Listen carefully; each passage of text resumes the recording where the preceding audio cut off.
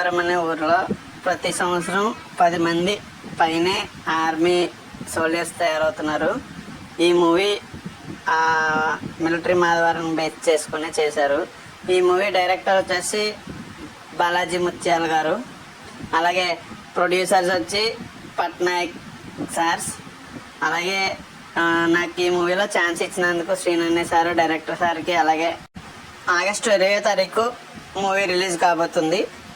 అందరూ ఈ మూవీ చూసి ఆనందిస్తారని ఈ డైరెక్టర్స్కి, ప్రొడ్యూసర్ సార్స్కి, ఈ మూవీలో చేసిన ఆర్టిస్టులందరికీ thank you so much, all the best.